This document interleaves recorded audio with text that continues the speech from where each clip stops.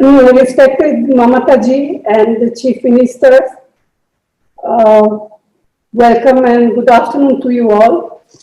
We all seem to be getting used to this mode of communication, and who knows when we will be able to communicate directly. Well, there are a number of important issues that are related to center-state relations. And since Parliament is expected to meet in less than 3 weeks, I think, I thought that we should have an interaction so that we can have a coordinated approach. GST compensation seems to be a big issue. Compensation being paid to states on time according to laws passed by Parliament is crucial, and I know it is not happening. Dues have accumulated, and the finances of all the states are badly affected. Now, GST, as we all know, was enacted as an example of cooperative federalism. The GST regime came into existence because the states agreed to forego their constitutional powers of taxation in the larger national interest and on the solemn promise of compulsory GST compensation for a period of 5 years.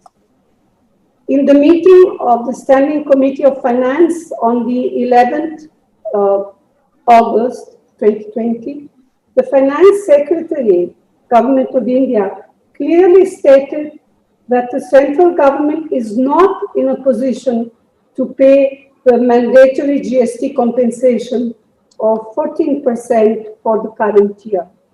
So this refusal to compensate the state is nothing short of betrayal on the part of the Modi government, betrayal of state governments and of the people of India. So on the other hand, the central government continues to profiteer from unilateral cesses which are not shareable with states, and they corner this revenue. On top of that, apart from the GST, which is a burning issue, ordinances have been issued without consulting the states on agricultural marketing.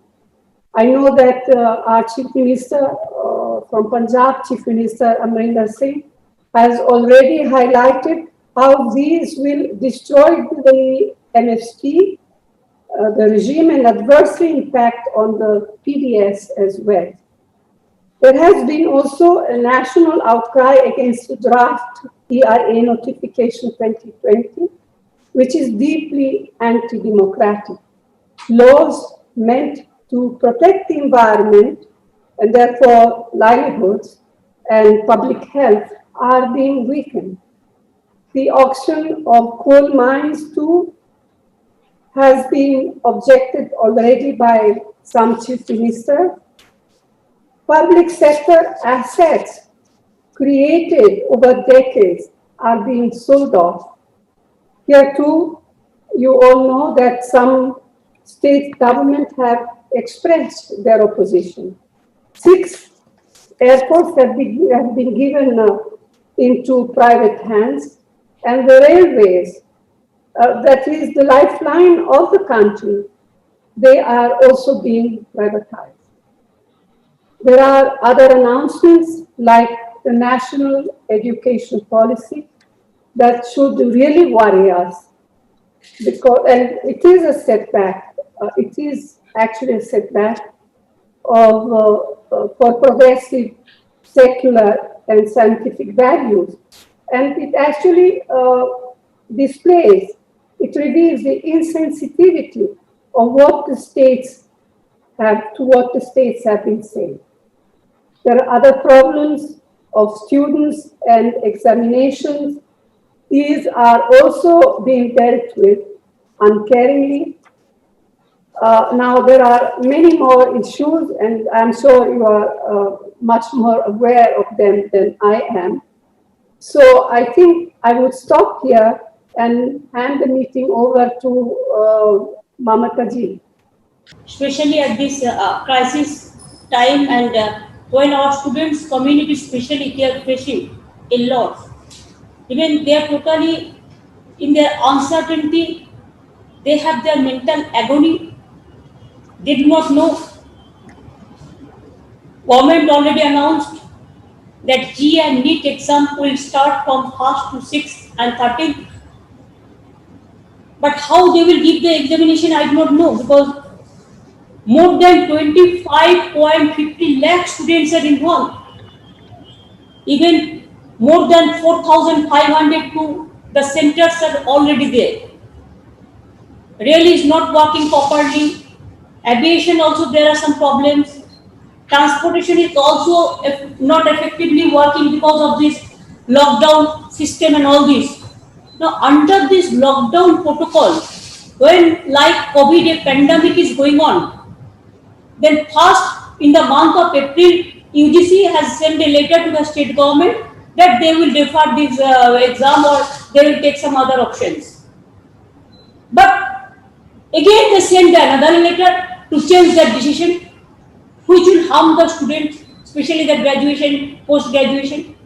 And now the G and the NEET, our students and youth, they are very much talented, they are really very brave, they are very bright, and I do not know how they will sit for exam. Yes, I appreciate that government can say that Supreme Court has given the verdict and that's why government is doing all these things. I have appealed Prime Minister, I have requested, I have sent so many letters, but I can show you that yes, I have sent this letter to Prime Minister because of this NEET, G and this exam, other exam. And I requested Prime Minister that if the government can review government can request the Supreme Court when students community are in a serious situation. Even some people are facing the depression also. It is a mental agony. Then Government of India can appeal Supreme Court, Honorable Court, to review the appeal so that students community they feel they are not been harassed or they are not been deprived or they are not going for the mental torture or depression what is going on right now, whatever we are getting the information from the grassroots. And now that is the option is there. Even with the state government, especially Punjab, Maharashtra, this Jharkhand, Puducherry, then we have the Rajasthan, and also we have the other state government also. Whoever will support it depends on them, but whoever present is here today. We can also, if the law permits, we can discuss this matter with our senior advocates. There are so many important advocates they are always helping us, maybe Abhishek Singhvi or Kapil, or there are so many important advocates in these countries are there. So who are who are experts in this field, we may discuss the matter with them. And Bengal is there. If Punjab Chief Minister can take initiative, Punjab, Maharashtra, Jharkhand, Puducherry, Rajasthan and others, then we can also jointly appeal. It may be that Supreme Court may say that we have already given the direction. But sometimes we have seen there are some precedent also that if the problem is there, if the situation is some sensitive, then of course they always give consideration to the people's voice, students' voice, because students and youth, they are the future, they are the asset of this country.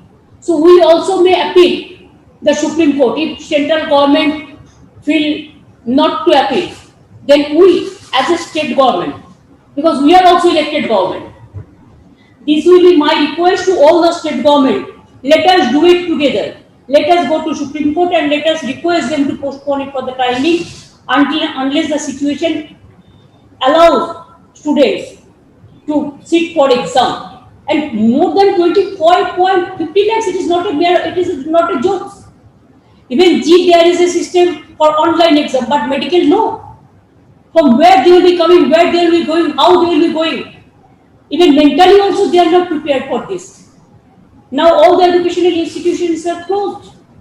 So at this situation, that will be my first appeal to all of you. I am thankful to Saniaji for convening this meeting today, because this is a very serious issue. I thought what we discussed about COVID, this is also important issue. Education issue is a more important issue, and we stand by our students.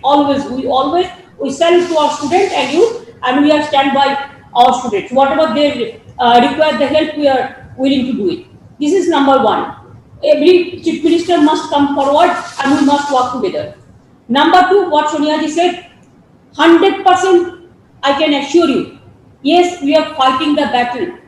Whatever they are saying nowadays in the name of cooperative federalism, the state government is being bulldozed like anything. In every meeting, your chief ministers ask the other chief ministers, I raise my issue every time. Now state where the money will be coming? Our tax, we are giving to the central government, they are collecting from state government. Earlier there is a planning commission. States should meet with the planning commission and they should decide their policy. Now nobody is there. Now nobody is talking even. GST, of course, from my government I can tell you, 4,100 crores, I have to get it within month of May, June, but I have not yet received. So how do we run the government? COVID, the pandemic is going on, and now we are not getting one single paisa. From how we will go for expenditure? We have to give for state house free of cost, treatment free of cost, medicine free of cost, ventilator free of cost, nasal oxygen free of cost, even their ambulance free of cost. Everything we are giving free of cost. Even the migrant workers, they came. We gave their ticket, the expenditure. We are trying our best, madam. But the problem is that we are not getting anything. They are saying so many things. Sometimes finance minister said we are giving this thousands of crores, lakhs of crores, but where is the money? The same thing, they are repeating. Even we requested all the chief ministers who are present, they know that FRBM system, madam, there is a FRBM system of financial discipline. We said that when you allow, we said that Japan can use 20% for that, purpose, FRBM. They are giving GST, the system. Now America also spending 10% GST for COVID. Now UK is also spending 20% GST for COVID. Now India, it is, I do not know, 1 or 2%. Even we said that, okay, if you give 5% also, 2 to 5%, then allow us without condition. Now they have given condition. I have to go to market for, in the name of so-called reforms. I have to, increase the taxes of the people. I have to increase the municipality tax. I have to increase this and this and this, and whatever they will say, they will impose the tax to us, and then only we will get that money, otherwise no. So where the money will come? Will it come from the sky? I'm telling you that we are trying our best. It's very difficult to give the salary to the workers. No fund is available. It's very difficult. Even the unorganized sector is suffering a lot. The MSME sector to farmers to unorganized sector. Nothing is there, no help. Only big speech is coming up. And if we want to say something, then of course, there are so many agencies. They will be surrounded by us. Let them. But what to do? Two options are there. Either you fight for the people, and if you don't fight for the people, then there are so many friends, they are just surrounded by us, how they can disturb us. I have not seen in a democracy this type of atrocities. I'm sorry to say, it's most unfortunate part of today. We are facing an acute crisis. We cannot speak out. We cannot speak freely. The media cannot speak. They are also being guided what to speak, what not to speak. Spending lots of money against of us.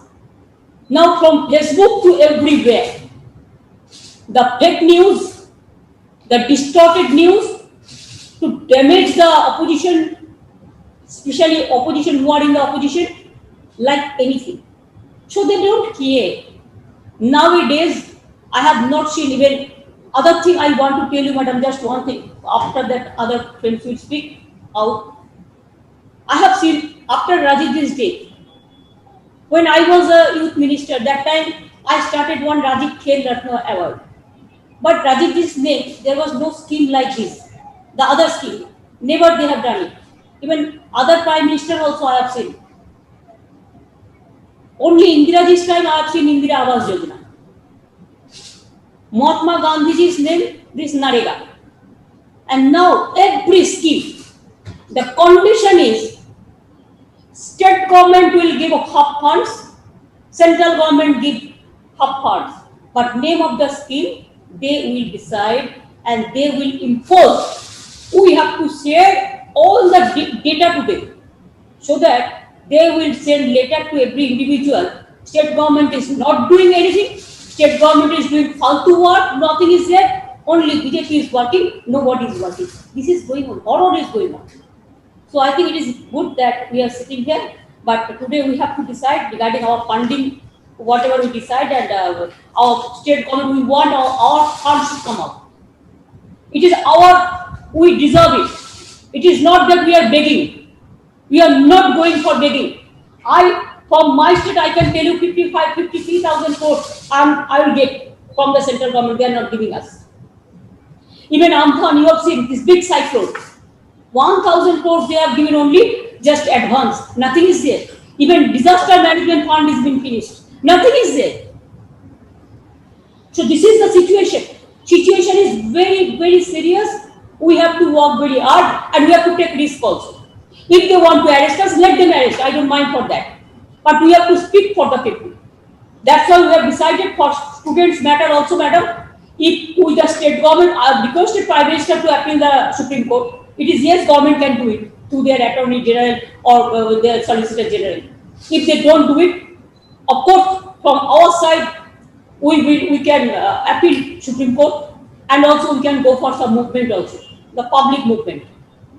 Everywhere Mahatma Gandhi's statue is there, at least on behalf of the students, we can go for a day, dharna, strike, something.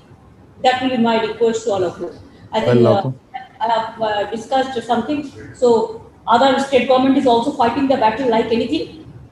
Now, Shania ji, you may conduct the meeting. Why don't you carry on conducting the meeting, Mamta ji? You are a senior leader. No, come on. I know that you have to go earlier, so you can conduct it for a while and then I'll take on from you. That is my privilege. I am honored and I am really privileged when you allow us to do it. But I think when you are present here, I think it is better if you can. First name I can announce and then you can do it. All right. I will be sitting here with you. First, may I request Shibu Sorenji? Sorry, Hemant Sorenji. I have seen him. I have seen his face. Sorenji, बताइए, फरमाइए क्या बोलना है?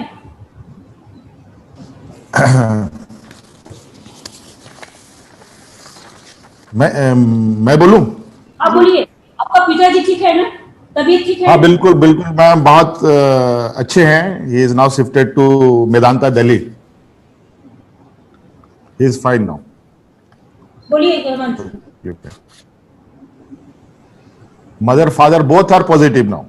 Yes, yeah. I know. That's why I asked about father. But father is okay, but old health medical issues थे, so that उनको हम लोगों ने ट्रांसफर किया है Delhi. Otherwise nothing else. Fine. बताइए सुमित जी, हेमंत जी कैसे हम कर सकते हैं? बिल्कुल बिल्कुल बढ़िया. सीबीडी का नाम यहाँ मैं सॉरी चाहूंगा भी थोड़ा सा. मैं पहले भी आप लोगों से मैं बोल रहा हूँ क्योंकि दीदी को हमने सुना भी. कुल मिला करके उसी तरीके से हमारी भी बात है. आज की इस बैठक में आदरणीय सोनिया गांधी जी विभिन्न राज्यों के सभी मुख्यमंत्रीगण, हमारी ममता दी, सबको मेरी तरफ से आज की इस मीटिंग के लिए बहुत बहुत स्वागत, अभिनंदन के साथ अपनी ओर से प्रणाम जोहार करता हूं।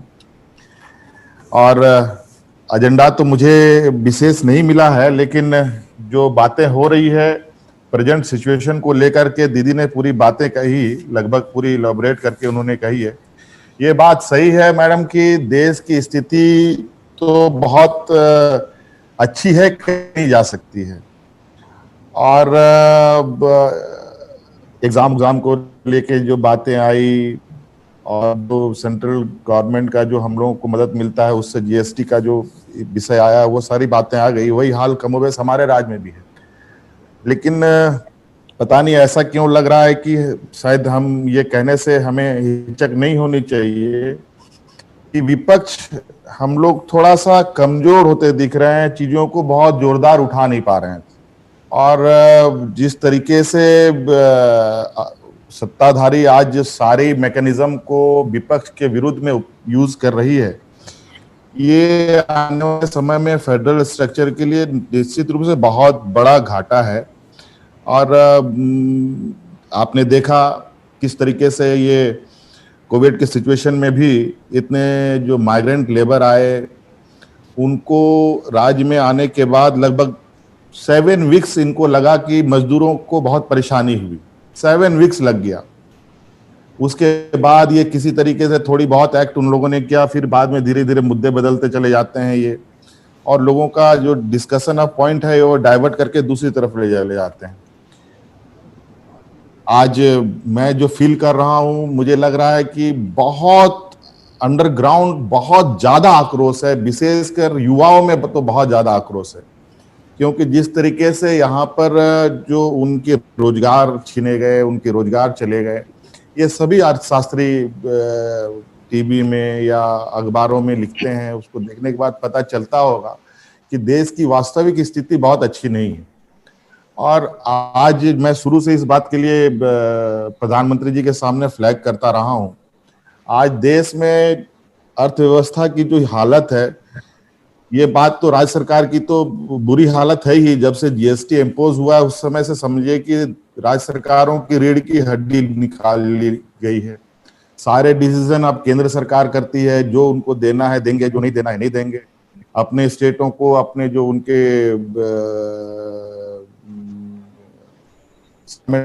एसोसिएट जो स्टेट्स हैं उनको पॉजिटिव वे में देखते हैं। जो हम अपोजिशन में हैं वो कहीं ना कहीं इसमें पार्शियलिटी तो बिल्कुल क्लियर दिखता है। इसलिए मैंने कहा है कि ये जीएसटी जिस तरीके से केंद्र सरकार आज सारा बर्डन अपने ऊपर ले रखी है, क्यों नहीं राज्य सरकार को भी कुछ बर्डन मिले रिसोर्स जनरेट करने के लिए। आज जिस तरीके से रिसोर्स जनरेट करने के लिए जितने भी बेनिफिट कंपनीज हैं, उन सभी बेनिफिट कंपनी को ये देने पे लगे हुए हैं।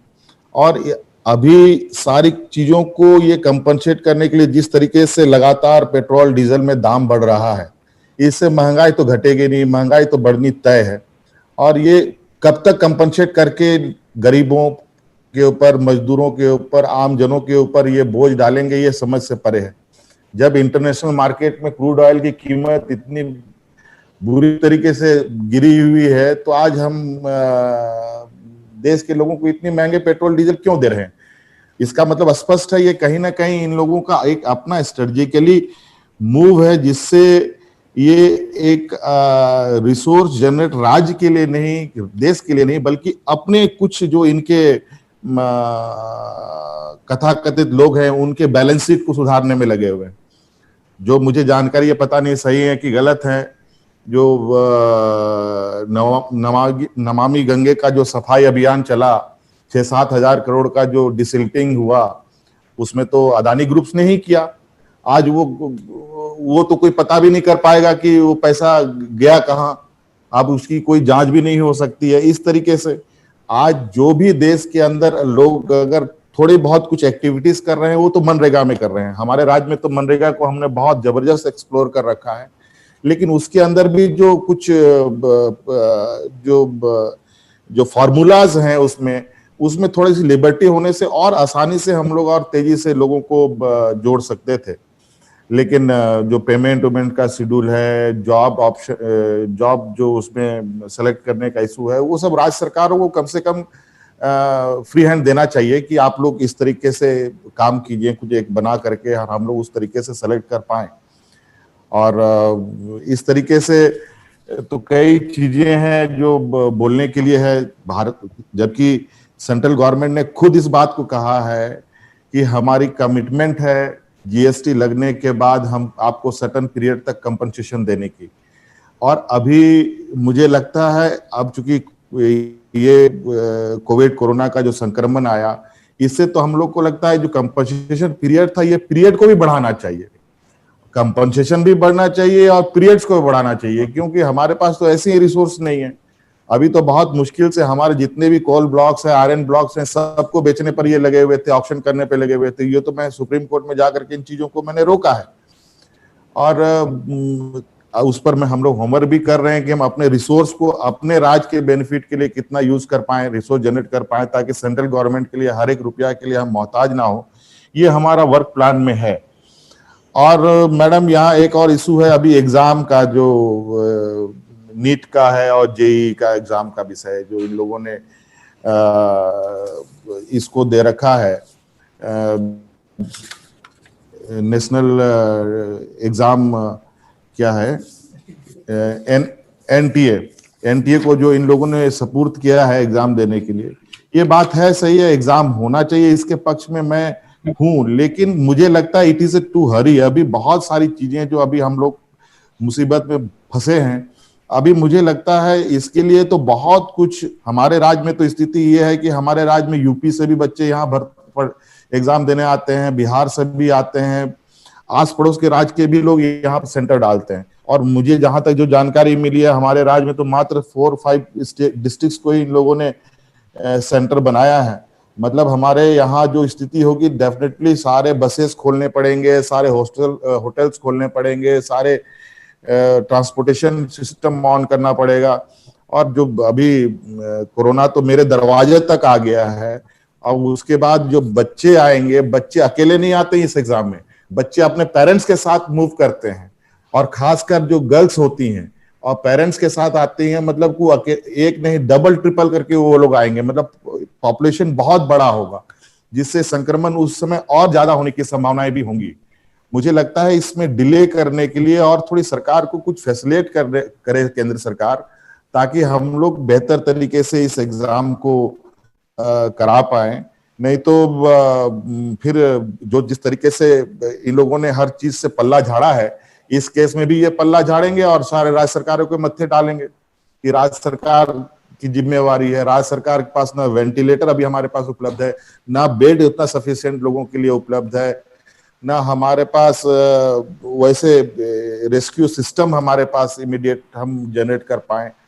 तो है, समस्या तो है मैम, लेकिन इसके लिए हम लोगों को लगता है कि जॉइंटली कुछ प्रोग्राम बनाना चाहिए। मैं इसके पक्ष में हूँ। थोड़ा विपक्ष की आवाज थोड़ी बहुत कमजोर हमको महसूस हो रही है, और ये लोग तो जिस तरीके से आए दिन कभी सरकार को परेशान करो, कभी उस सरकार को परेशान करो, कभी इस विधायक को परेशान करो, कभी उस मिनिस्टर को परेशान करो, इसी में फंसा करके हम लोगों को माइंड डाइवर्ट करते हैं और हम लोग को इनके मेन मुद्दे से हम भटक जाते हैं।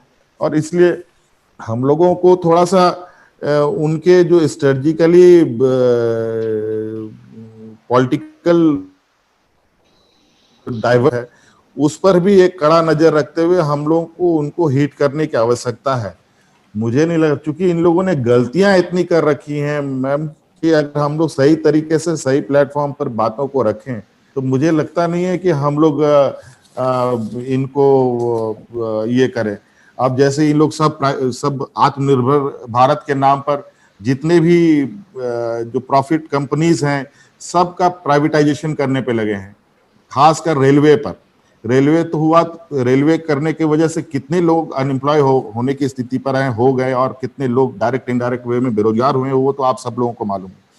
अभी भेल, गेल, एनटीपीसी, सेल, इन सबको बेचने की इनकी तैयारी चल रही है। कैसे चलेगा? आखिर हम लोग किस और देश को ले जाना चाहते हैं? और वैसे भी अर्थव्यवस्था पे खड़ा होने के नाम पर तो कहीं मुझे दूर दूर तक तो दिखाई नहीं दे रहा है। इतने सरकार पैसे रिजर्व बैंक से निकालती है, आम लोगों को तो मिल नहीं रही, ना फैक्ट्री चल रही है, ना छोटे चल रहे हैं, ना मिडिल क्लास इंडस्ट्रीज चल रही हैं, लेकिन सेंसेक्स में इन्फ्लुएंस जरूर दिखता है। और ये कौन सा इकोनॉमिक है, ये मुझे समझ में आता है। कोई इंडस्ट्री चल नहीं रहा, रोजगार हो नहीं रहा, आखिर सेंसेक्स बढ़ कैसे रहा है? ये कहाँ का फॉर्मूला है? ये कौन अर्थशास्त्री बताता है ये? और जितने भी आज देश की स्थिति को बताने वाली संस्थाएं हैं, चाहे वो क्राइम रिपोर्ट हो, चाहे डेवलपमेंट ये हो, वो सारी संस्थाएं आज बंद हो गई हैं। कोई भी रिपोर्ट पेश नहीं हो रही है, किसी भी देश की स्थिति के बारे में पता ही नहीं चलता है कि कैसे हम लोग चीजों को आगे दिशा दे पाएंगे लोगों को। इसलिए थोड़ा सा हम लोग, मैडम आपने अच्छा पहल किया है, और हम लोग मजबूर भी हैं कि हम लोग मिल नहीं पा रहे हैं, लेकिन अब हम लोग को लगता है कि मिलने की भी, और या तो इस तरीके का कोई प्लेटफॉर्म बना करके हम लोग रेगुलर एक सीटिंग करें, ताकि हम लोग को इनके जो षड्यंत्र हैं इसको हम लोग मुंह तोड़ जवाब दे पाए मैडम। इसलिए, और इन्वायरमेंट ये का भी एक इशू से इन लोगों ने अभी जो नया ये किया है, मैं थोड़ा सा इसको मैं आपको फ्लैग करना चाहता हूं।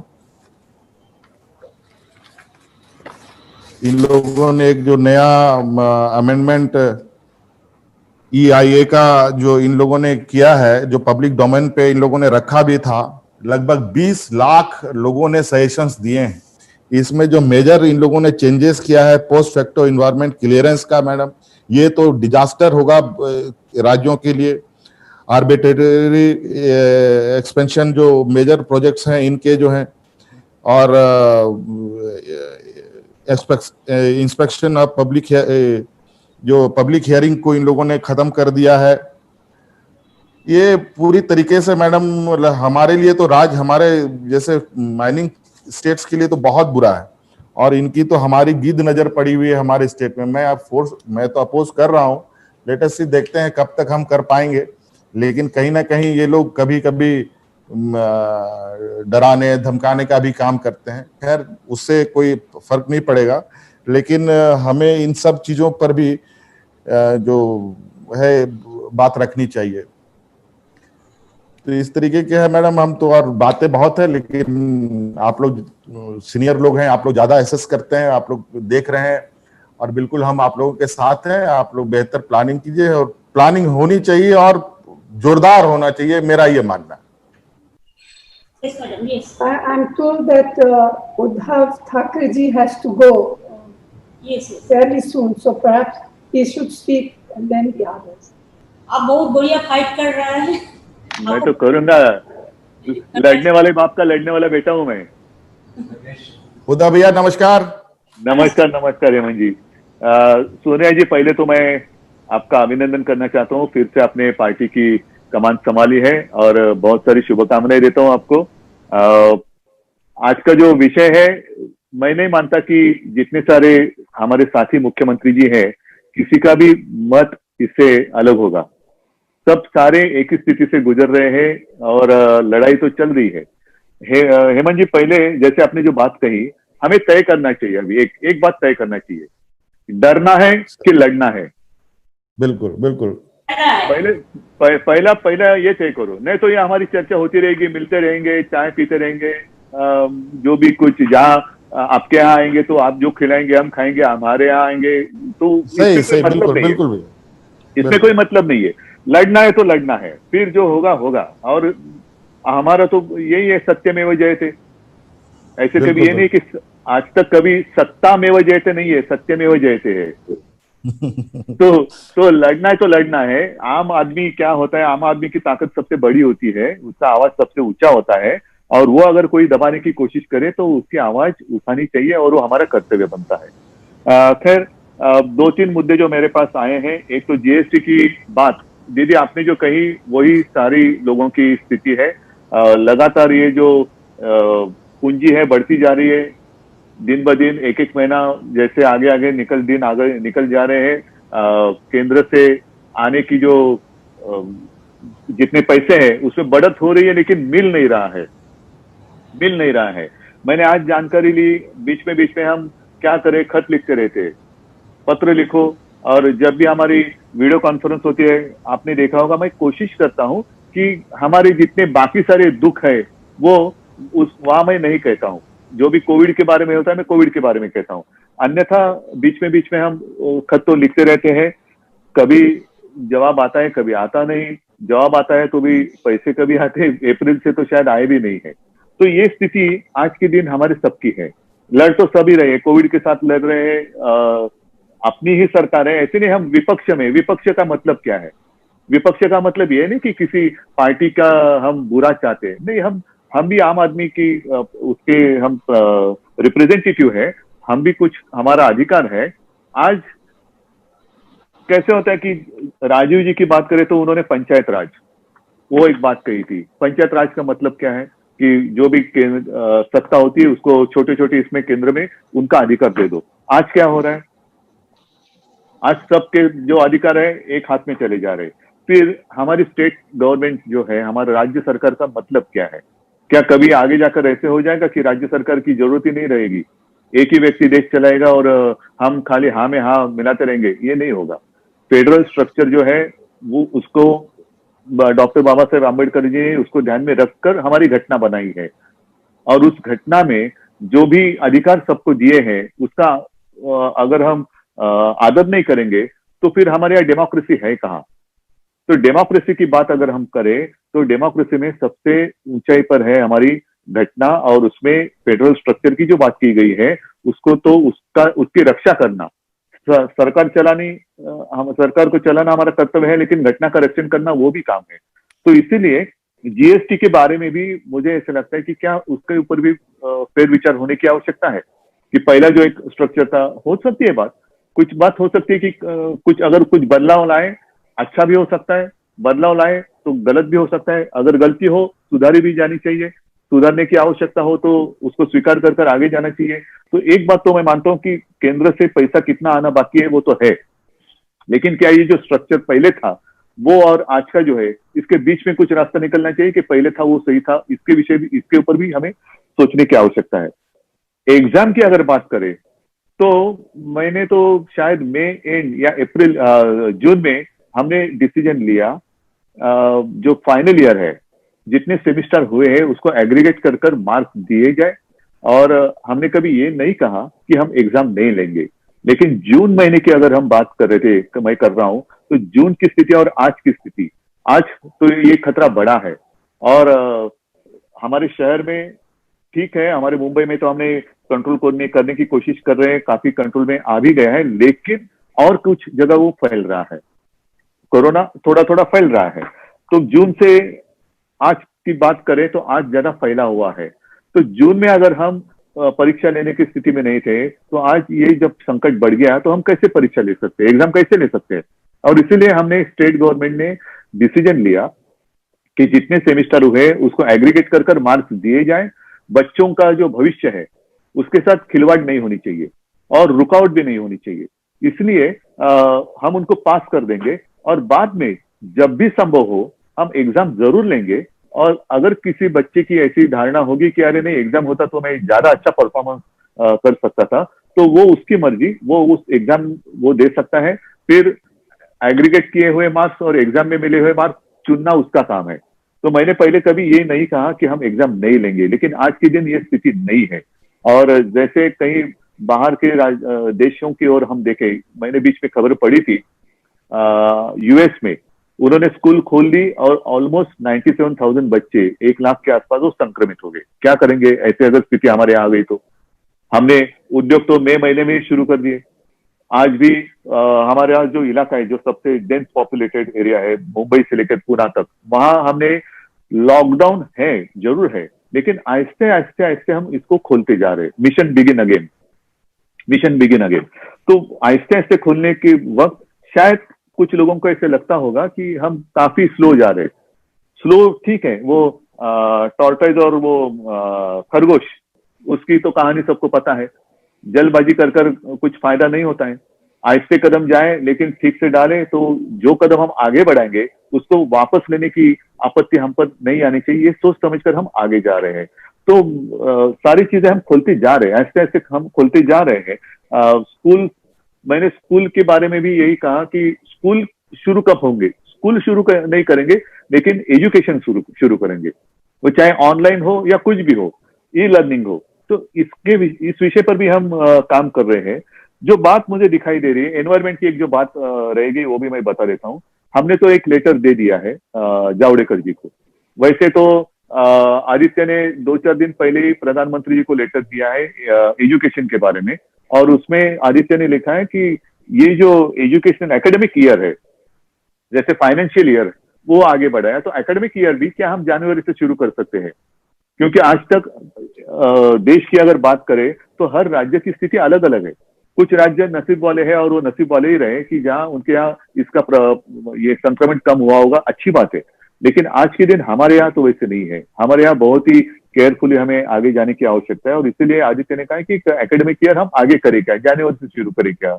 तो वैसे ही एनवायरमेंट की बात करें, हम क्या करते हैं, विकास चाहिए। हाँ चाहिए ना विकास, हम तो सरकार इसलिए सरकार में आए कि विकास के लिए आए हैं। कुछ लॉकडाउन, परमानेंट लॉकडाउन करने के लिए हम नहीं आए हैं, हम तो विकास के लिए आए हैं। और आप सभी को याद होगा, लगभग हमारा सेशन तो उसी दरमियान चलता रहता है।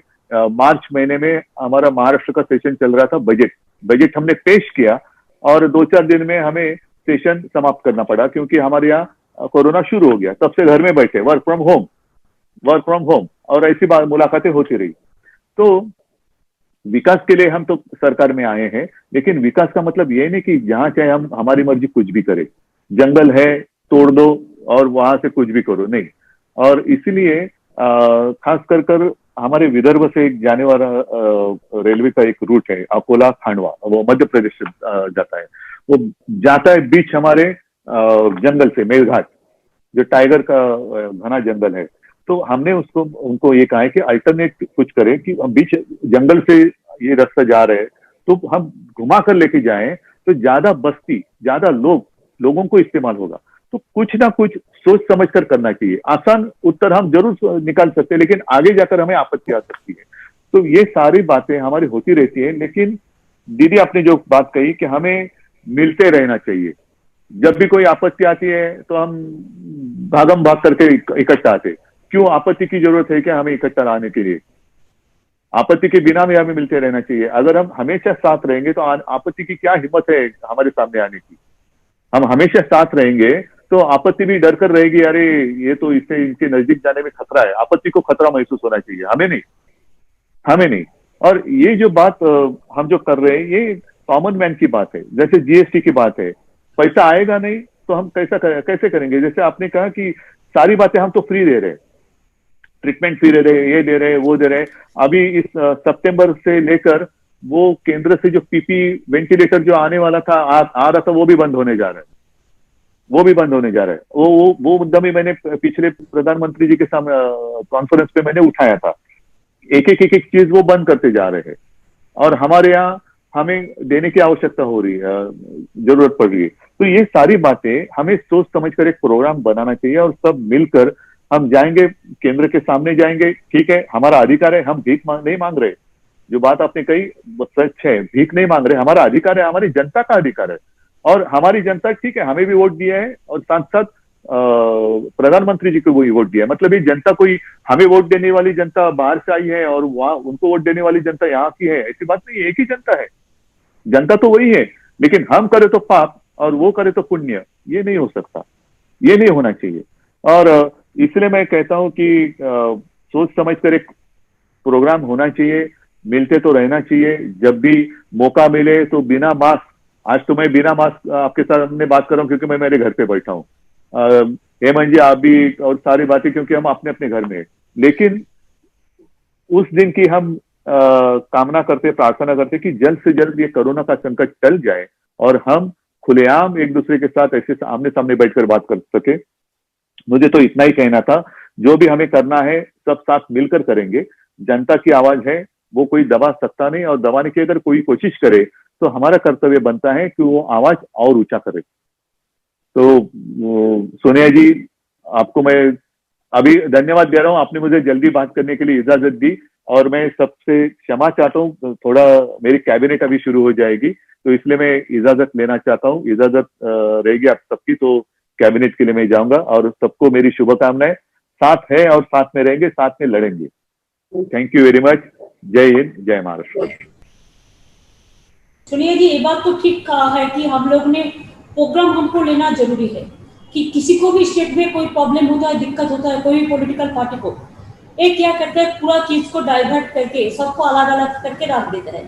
But we must raise our one voice, नहीं तो देश में क्या होगा, और कोई पॉलिटिकल पार्टी रहेगा ही नहीं। No, I agree. I agree that we have to work together and fight together. Good afternoon. Yes. Yes. Good afternoon, ma'am. Fellow Chief Ministers, good afternoon. Good afternoon. Ma'am, I think शुरू करें, as the root of all evil is this COVID, and the COVID situation is bad. It's getting worse. जैसे मैंने आपको बताया था that we are likely to reach a peak by mid to end September. And आज हमारे 44,000 cases हैं जो हो चुके हैं, जिसमें से 29,000 have been cured and sent back. But this 44,000 is likely to go up to 110,000 by the 18th, according to our doctors team that is handling this situation. I am worried more about this case of deaths. We have had 1,178 deaths, 49 yesterday. And the possibility is that the predictions are that up to 3,000 we will go by this mid-September.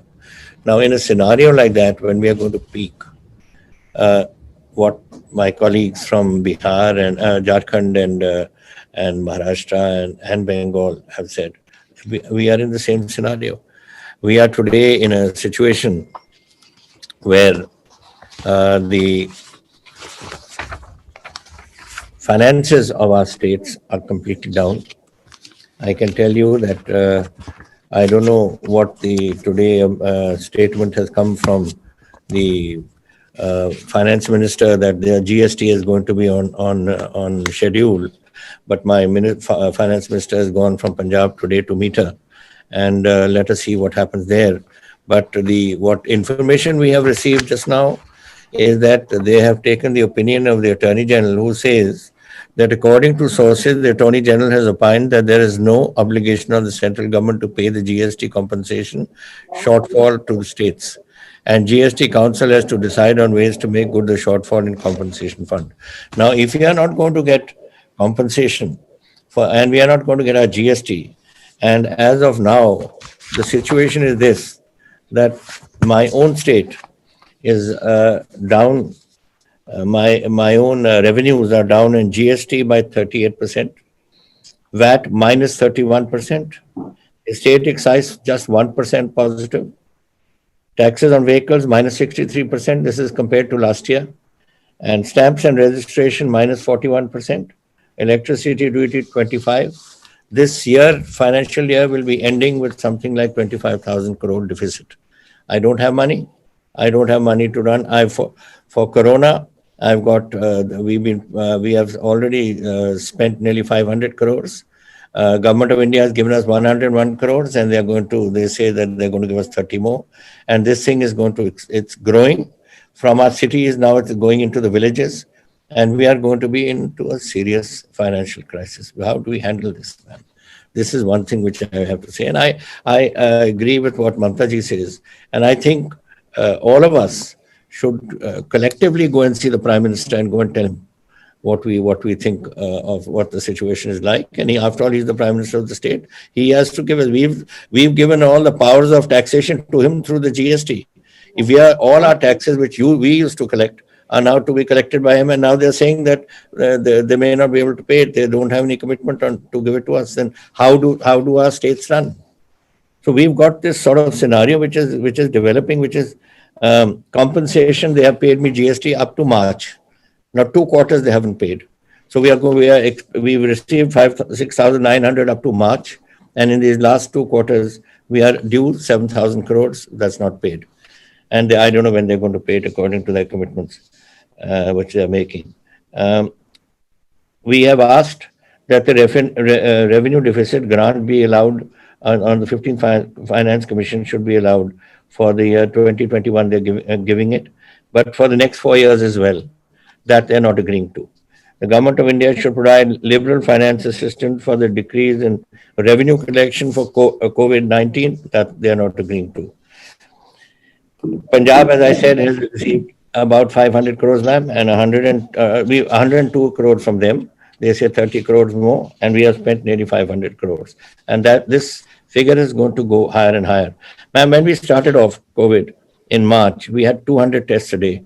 Now we are 25,000 tests a day. And by the end of this month, we'll be going to 30,000 tests a day.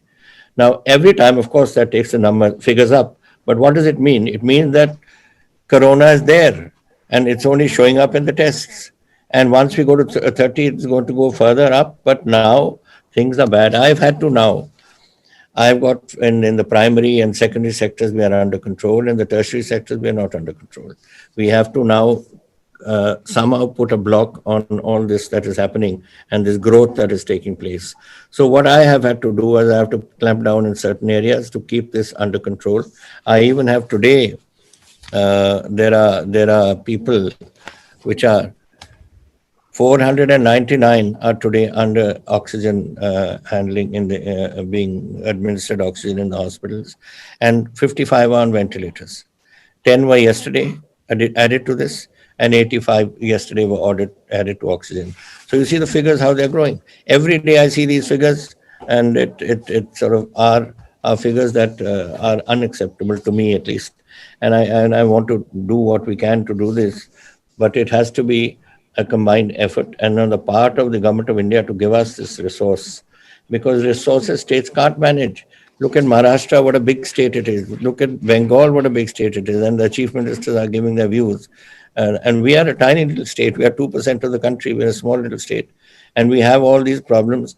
And these problems are continuing because, ma'am, I'm getting people coming in from overseas. I'm getting people coming in from other states which are infected. I'm getting nearly 8,000 vehicles which are moving into Punjab every day.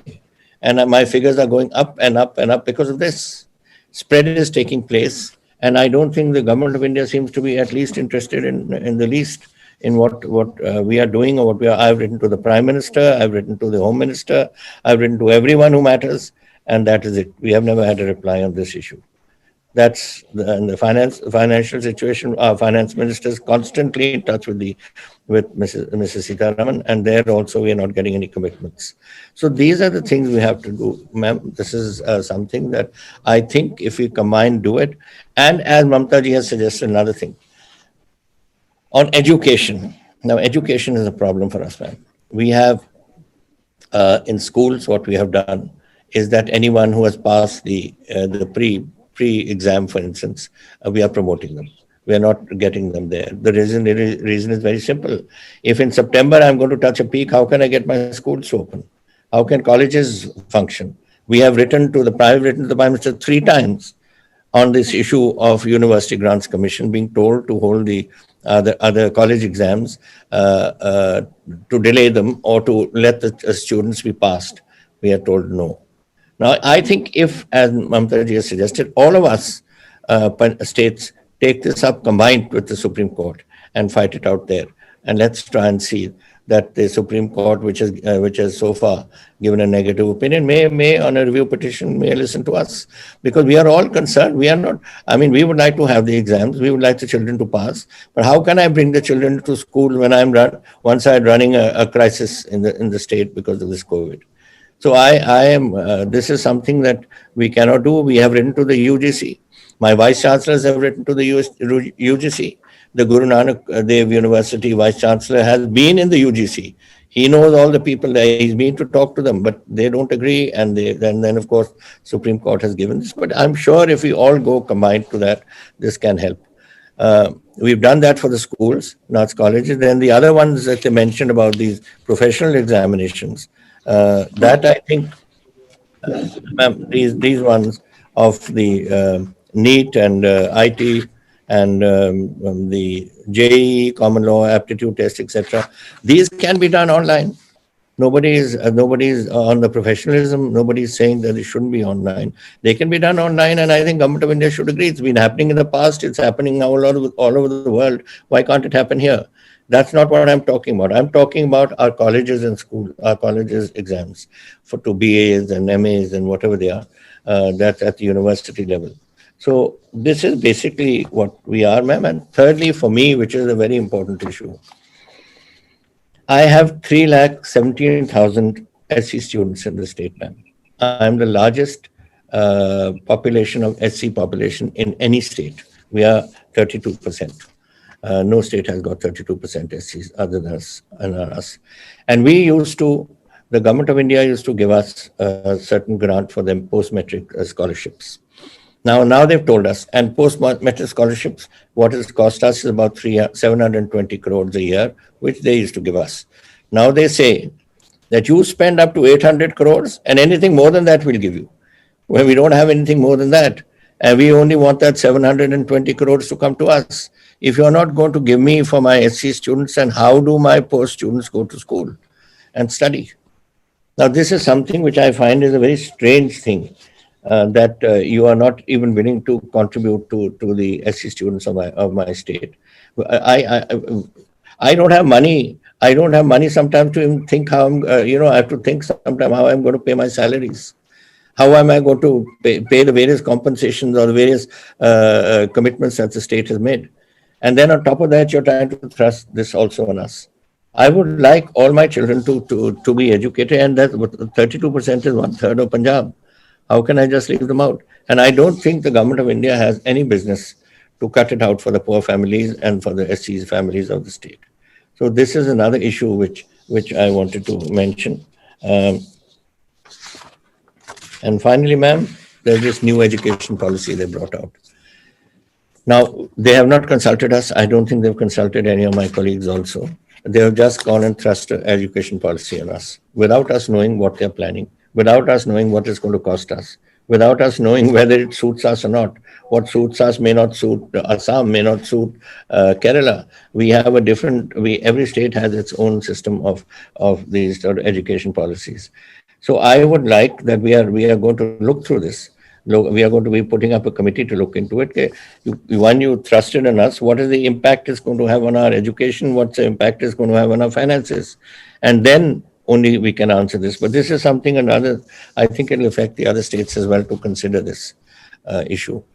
And lastly, ma'am, just to give you some information, which is in fact, the paper has just arrived. Day after tomorrow, our Vidhan Sabha is starting. And we have said that everyone should, including the Chief Minister downwards, every MLA must have his COVID test done. A few were done today, and 23 of my MLAs are positive as of today. Now, these tests are going to continue tomorrow and day after tomorrow. Now, you can imagine, ma'am, if this is the state of my legislators and ministers, what is the situation in our state? So, therefore, it is my request to you that I think we should collectively meet and go and see the Prime Minister and request our colleagues from other states, not from our party, like Thackeray ji and Hemant ji and also Mamta ji, to come along with us and let us force this issue and inform him that we are not asking for anything out of the moon or out of the blue. We are asking for something which we think every state must get, their states too and our states too, and so that we can at least move forward and try and get over this crisis which has engulfed us all. Thank you, ma'am. Thank you. Amarendra ji, just 1 minute, madam Sonia ji. Amarendra ji, अगर वो exam के लिए supreme court में अगर आप लोग state को मिलके रिव्यू कर सकता है, तो क्या आप इसको मानेंगे? हाँ, मैं तो आपके साथ चलूंगा. We'll go to the Supreme Court. इसको तो रिव्यू पिटीशन तो हम कर सकते हैं. अगर सेंट्रल गवर्नमेंट नहीं चाहते हैं, तो all we are present here. At least we can. मैंने तो रिक्वेस्ट की है ममता जी that all of us, all 6-7 of us who are sitting here, we should unitedly go to the Supreme Court. दीदी sir, मुझे लगता है कि कोर्ट जाने से पहले एक बार पीएम के यहाँ चला जाए या प्रेसिडेंट के यहाँ चला जाए jointly, then we will move to Supreme Court. मुझे लगता है ये स्टेप उठाना चाहिए. प्रॉब्लम यही है एक भाई that the election exams are to be held in September तो परसों से हुआ है. I mean, if we go to ask for time with the Prime Minister, कभी 2-3 हफ्ते ना मिले तो फिर कैसे करेंगे हम? Because September the exams are due. 1 सितंबर को एग्जाम है यार. प्राइम मिनिस्टर को हम लोगों ने लेटर लिखा, लेकिन कोई रिस्पॉन्स नहीं मिला। इसी के लिए स्टूडेंट लोग भी अभी खतरे में है ना, वो लाइफ क्यों रिस्क लेंगे? अगर उसको एक साथ में जैसा सिस्टम किया है उसमें तो लाइफ रिस्क हो जाएगा। कितना एमएलए हमारा अभी कोविड में अटैक है, कितना मिनिस्टर कोविड में अटैक है, इवन देश का होम मिनिस्टर कैसा है मेरे को पता नहीं है। तो मैडम दीदी, आज के दिन में लगभग 70,000 पर डे पॉजिटिव पाए जा रहे हैं। तो इसमें हम कैसे करेंगे? हम कैसे खतरा में डालेंगे? तो लेटर बहुत मैस हो जाएंगे मैम। हाँ, एक बात ठीक है, कल आप अगर दिल्ली में जो प्रेजेंट है और जो नहीं है जाके एक प्राइम मिनिस्टर के साथ मीट से कर सकता है, सोनिया जी अगर इसको एग्जिट करे तो। लेकिन उसका बाद नहीं सुने तो हमको तो सुप्रीम कोर्ट में अपील करना है। Will be working, Punjab chief minister you take the lead. हम लोग देखिए एक साथ में हम लोग अपील करेंगे। तो आप लोग टुडे इज 26 ना, 26, 27, 28, 29, 30 फर्स्ट को एग्जाम है ना। फर्स्ट को एग्जाम से जल्दी करना है। काल को ये डे टू डे नहीं होगा।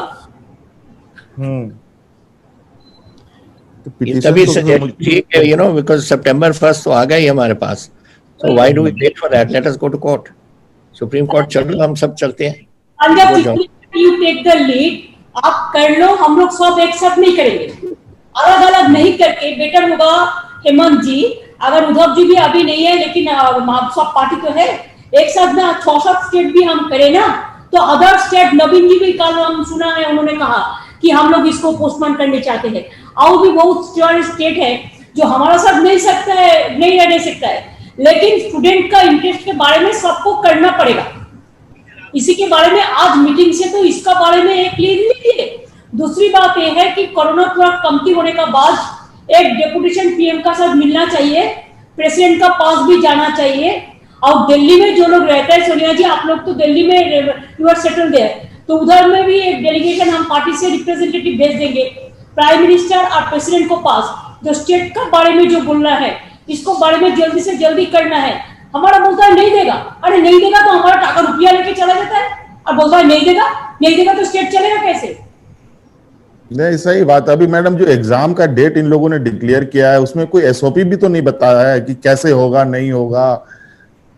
उसका भी तो बहुत हेमंत जी, वो काल एक लेटर दे दिया, काल एक लेटर देके बोला है कि देखो आपका सारा देश भर यही जगह सेंटर होगा, वो सेंटर में इतना 50 लाख इतना करीब स्टूडेंट एग्जाम में बैठेंगे। कैसे बैठेंगे? No social distancing, no physical distancing, उसका लाइफ सिक्योरिटी है, उसका लाइफ का सिक्योरिटी बर्बाद हो जाएगा। अगर वो करियर के लिए जा रहा है तो उसको सिक्योरिटी भी मेरा हम लोगों को देखना कर्तव्य है। कैसे हम स्टूडेंट लोगों को जिंदगी खतरा में डाल सकते हैं? नहीं, बिल्कुल मैडम, ये सिर्फ स्टूडेंट ही नहीं है, बहुत कुछ खुल जाएगा, फिर तो सारी चीजें ओपन हो जाएंगी। अशोक जी गहलोत सर प्रणाम। प्रणाम। अच्छा लगा। कैसे हैं? ठीक है मैडम ने अच्छा प्रयास किया एक साथ में, और हम लोग सब आपस में बातचीत करने लायक बन सके। मैं इस मौके पर मैडम मेरे साथियों भी कहना चाहूंगा, सब लोग एक सी स्थिति गुजर रहे हैं, और जब डेमोक्रेसी की बात करते हैं, अगर डेमोक्रेसी मजबूत दिखती है तब तो ये सब बातें करने का, उस जगह लाभ मिलने की उम्मीद होती है। भाई सरकार की क्या उम्मीद करें, क्योंकि जब से सरकार बनी है 14 में, तब से ही जो रवैया सरकार का है वो इस प्रकार का बन गया है कि कोई लोगों में घुटन महसूस हो रही है कि कहें तो किसको कहें और कहें तो वो सुनेगा क्या। ऐसी स्थिति में हम लोग चल रहे हैं। ऊपर से कोरोना आ गया, सबको मालूम है कि अर्थव्यवस्था की स्थिति पहले इकोनॉमिक स्लोडाउन था। इकोनॉमिक स्लोडाउन तो यूपीए गवर्नमेंट में आया था, परंतु तत्काल कदम उठाए गए तो कम से कम इम्पैक्ट बहुत कम रहा देश के अंदर।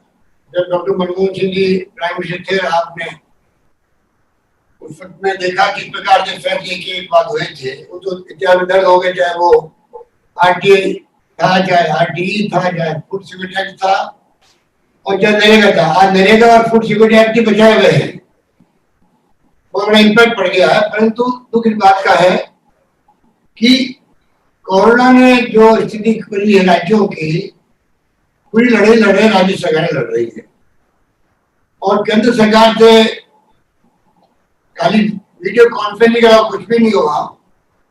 जो हमने सुझाव दिए थे वीडियो कॉन्फ्रेंसिंग में अंदर, उन सुझावों पर कोई ध्यान नहीं दिया गया। और तो जो 20 लाख करोड़ का पैकेज घोषित किया गया, वो भी खाली एक प्रकार से लोन ड्राइवन थे, लोन के आधार पर है, जिसका कोई इम्पैक्ट नहीं है, कोई ग्रांट नहीं है, सब्सिडी नहीं है।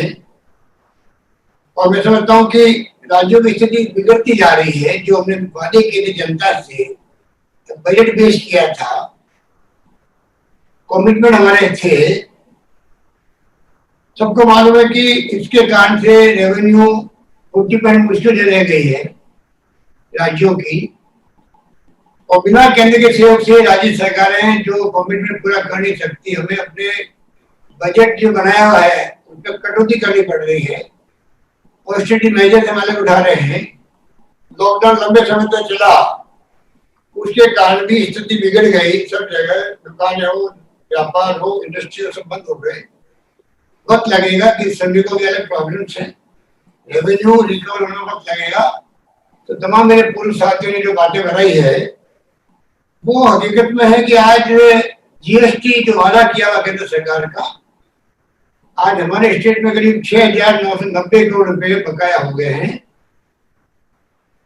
और उसका कोई जवाब नहीं है। कोई हमने 25-30 लेटर लिखे होंगे प्रधानमंत्री जी को, जवाब आते नहीं है वहां से। अगर कोई मुख्यमंत्री पत्र लिखे जो जवाब ही नहीं आए तो हम फिर क्या उम्मीद कर सकते हैं सरकार? जो वादे किए गए थे जीएसटी को लेके वो पूरे हो नहीं रहे हैं। हम तो मांग कर रहे थे 5 साल और बढ़ाया जाए। मांग किससे करें जब जो अभी जीएसटी मिलनी चाहिए हमें मंथली, वो भी नहीं मिल पा रही है। हमने मांग की थी कि बोरोइंग जो मिलती है, जो हमारे संविधान में लिखा हुआ है, जीडीपी का हम क्या देते 3% की बजाय 5% मिले स्टेट जीडीपी का। एलो किया पर सरकार ही लगा नहीं, सरकार कभी पूरी नहीं हो सकती। हमने एक सिंपल मांग करी मॉनिटोरियम की कि राज्य सरकार में जो कर्जे हैं भारत सरकार की एजेंसियों के, पावर फाइनेंस कॉर्पोरेशन है या अन्य एजेंसी हैं, खाली 6 महीने का मॉनिटोरियम चाहिए, उसकी परवाह नहीं करी गई। आरबीआई देती है वेरियस लिमिट्स में एडवांस देती है, हमने कहा खाली ब्याज मुक्त कर दो कोरोना के अंदर, उसकी परवाह नहीं की गई। अभी स्थिति ऐसी बन गई राज्यों की कि लिक्विडिटी की प्रॉब्लम आने लग गई। किस प्रकार हम तनख्वाह चुकाएंगे टाइमली, वो सवाल हमारे सामने खड़ा है। और तो जो सीएसएस की स्कीम होती है, सेंट्रल स्पॉन्सर्ड स्कीम, उसमें जो पहले फॉर्मूला था वो बदल दिया गया। जो पहले आराम से पैसा मिलता था तो हम भी अपना पैसा लगा करके खर्च करते थे, अब उन्होंने जो फॉर्मूला बदला है वो निर्वेश कर दिया है। उससे और ज्यादा मुसीबत पैदा हो गई कि राज्यों में सीएसएस के काम जो है वो हो नहीं पाएंगे।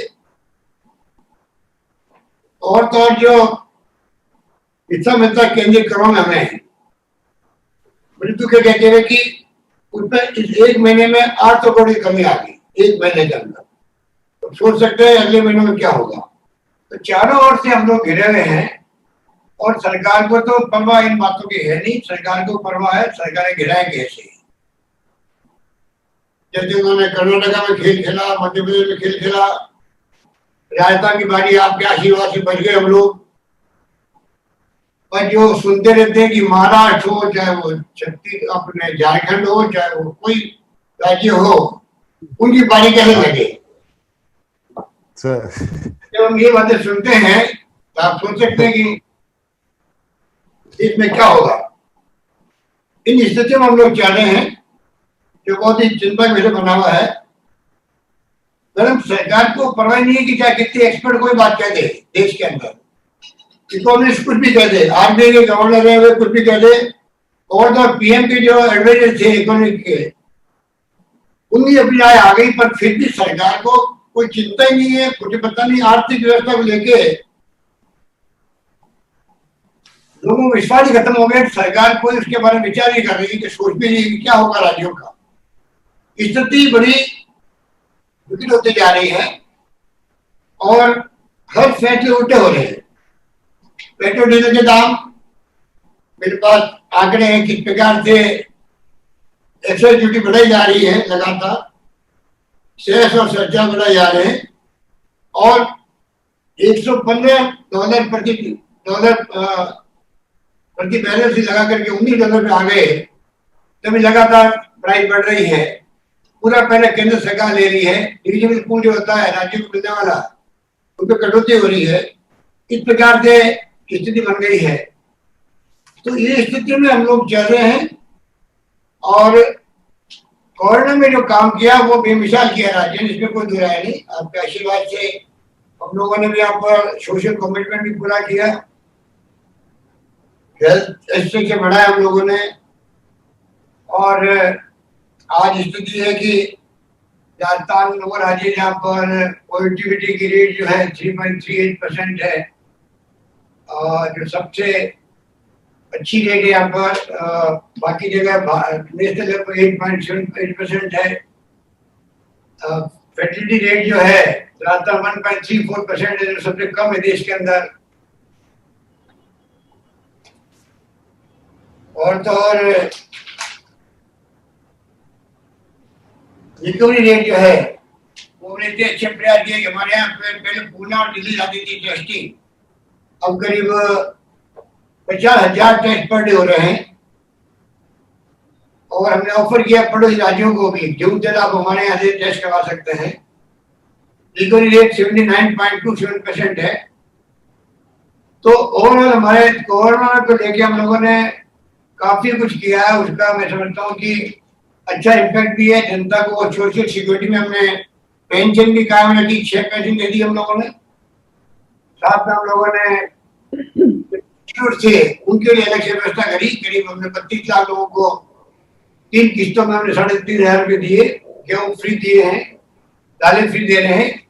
परंतु स्थिति जो विकट बनी हुई है उसको देख के हमें चिंता हो रही है कि आने वाले वक्त में अगर भारत सरकार ने टाइमली कदम नहीं उठाए तो स्थिति और बिगड़ सकती है, कानून व्यवस्था की स्थिति बिगड़ सकती है। क्योंकि अभी तक तो हमने इतना अच्छा काम किया है कि पब्लिक में भी शांति बनी रही, सब तरह से दानदाताओं के सहयोग से, भामाशाहों के सहयोग से, सोसाइटी आगे आई, एक्टिविस्ट आगे आए, कुछ कमी नहीं रखी। लोगों को कॉन्फिडेंस है कि सरकार हमारे लिए कुछ कर रही है। तो जिस प्रकार के हालात बना रखे हैं, तो मेरा मानना है मैडम कि पहले भी आपने एक बार अकाल सूखा पड़ा था, तब आप हमें सभी मुख्यमंत्री को लेके गई थी प्राइम मिनिस्टर के पास में, वाजपेयी जी थे प्राइम मिनिस्टर। उस वक्त में हमने देखा कि बड़ा इम्पैक्ट भी पड़ा था, काफी कुछ हम लोगों को सहूलियत मिली थी। वक्त आ गया कि मैं समझता हूँ जितने हमारे मुख्यमंत्री साहबान हैं, हम सब आपके साथ चलें, या तो प्राइम मिनिस्टर से मिले, अपनी बात करें, राष्ट्रपति से मिले। हमें एक इश्यू बनाना पड़ेगा। इश्यू बनाए बगैर मैं समझता हूँ मैडम ये ध्यान देने वाले नहीं। स्थिति बड़ी विकट स्थिति हम बोल रहे हैं, तब उससे ज्यादा विकट स्थिति है। क्योंकि बातें मेरे पूर्ण वक्तव्य बोल चुके हैं, उन बातों को मैं वापस रिपीट नहीं करना चाहता हूँ। तो मैं इतना कह सकता हूँ कि आम जनता दुखी है, वो खुद चिंता में है, सरकार को ध्यान दे नहीं रही है, इकोनॉमिक स्थिति बिगड़ती जा रही है, महंगाई बढ़ती जा रही है, परचेजिंग पावर लोगों का है नहीं। तो अगर फिजिकल डेफिसिट के मतलब हम चल रहे हैं और अगर हमने परचेजिंग पावर नहीं बढ़ी लोगों की, कंपनी के पैसे को, तो दुकानदारों का सामान बिकेगा नहीं तो फैक्ट्री कहीं चलेगी। तो सवाल ये है कि जब तक सरकार आगे आकर के इमदाद नहीं करेगी राज्यों को भी और पब्लिक को भी, पैसा नहीं जाएगा जेब के अंदर, परचेजिंग पावर नहीं बढ़ेगी, तो इकोनॉमी ठीक होने वाली भी नहीं है। और ये बात समझ में नहीं आ रही है। मैं समझता हूँ पता नहीं क्यों नहीं आ रही है। सारे इकोनॉमिस्ट क्या बोल रहे हैं सबको मालूम है। ये हमारे लिए बहुत चिंता कैसे बना हुआ है। तो मैडम मैं इतना कहना चाहूंगा कि ये जो बात हुई है एग्जाम के बारे में सबके राय एक ही है कि जब खुद एग्जाम पर आ रहा है, सामने अमेरिका का भी आ रहा है, तो ऐसी स्थिति में सुप्रीम कोर्ट में भारत सरकार को खुद को जाना चाहिए। जब आम राय लोगों की है कि गवर्नमेंट ऑफ इंडिया खुद जाए सुप्रीम कोर्ट में, वहां पर रिव्यू कमेटी लगाए और कोई रास्ता निकाले जिससे कि ये जो प्रॉब्लम आई है वो हल हो सके। बाकी जो आपने हमें पत्र लिखा है पर्यावरण को लेकर के, उसके ऊपर हमने भारत सरकार पे दबाव डाला भी है। हम चाहते हैं कि उसके ऊपर कार्रवाई हो, वरना आने वाले वक्त में तकलीफ हो सकती है। इस प्रकार की स्थिति जो एकदम फेडरल स्ट्रक्चर देश के अंदर है और उसकी धज्जियां उड़ रही है, जिस प्रकार से सरकार का बिहेवियर है सबके साथ में, वो उचित नहीं कहा जा सकता। डेमोक्रेसी के अंदर पार्टी बात सुननी पड़ती है, सबकी बात सुननी पड़ती है। और ये सरकार जो है उनको कोई अपना एजेंडा जो आरएसएस का है उससे मतलब है, एजेंडे को पूरे करने के लिए कदम उठाए जा रहे हैं। और जो चिंता वास्तव में होनी चाहिए सरकार को, राज्यों की स्थिति क्या बनी उसको देखते हुए, कोरोना को देखते हुए, उसकी कोई चिंता नहीं है। और ये बात हम सब के लिए बहुत ही चैलेंजिंग बात हो गई है। तो चाहूंगा मैडम कि सबकी राय बने तो हम लोग जाकर के बात करें और दो बात बताएं कि स्थिति ये बनी हुई है, आंकड़े क्या कहते हैं सबके सामने है। खाली तथ्यों के ऊपर बात हम कर रहे हैं, कोई पोलिटिकल बात नहीं कर रहे हैं। स्थिति ऐसी बिगड़ गई राज्यों की, कोई सोच नहीं सकता। ये स्थिति है, इसलिए मैं आपको शुक्रिया अदा करूंगा। आपने अच्छा किया, कम से कम हम सबको एक साथ बैठाया, बातचीत करी, और मेरा मानना है कि आने वाले दिन उसका असर पड़ेगा। धन्यवाद। आदरणीय सोनिया जी, आदरणीय ममता जी, आदरणीय कैप्टन साहब, गहलोत साहब, ठाकरे जी, सोरेन साहब, बहुत सही समय में आपने ये बैठक की है, इसके लिए मैं आपको बधाई देता हूं।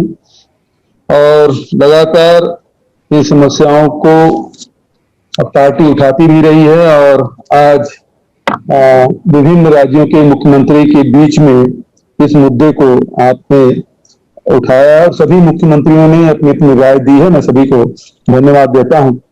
जहां तक कि जीएसटी का मामला है, हम लोग उत्पादक राज्य हैं और इस कारण से 2022 तक हम लोगों को कंपनसेशन देने की बात कही गई थी, लेकिन पिछले 4 महीने से किसी भी राज्य को कंपनसेशन की कोई एक पैसा भी केंद्र सरकार ने नहीं दिया है।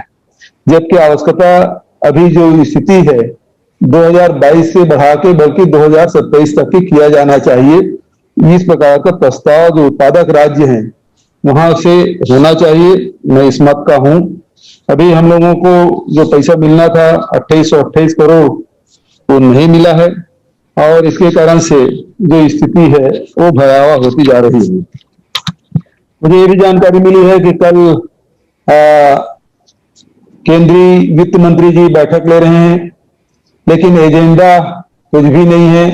कहा जा रहा है ब्रेन स्टॉर्मिंग किया जाएगा। तो मैं समझता हूं कि जो खबरें छन की आ रही है वो बहुत ही डरावना है। तो इस मामले में कि यदि 4 महीने से पैसा नहीं दिए हैं और यदि कल ये फैसला ले लिया जाता है कि जो कंपनसेशन की राशि उसको नहीं दी जाएगी तो उत्पादक राज्यों की हालत और बहुत खराब हो सकती है।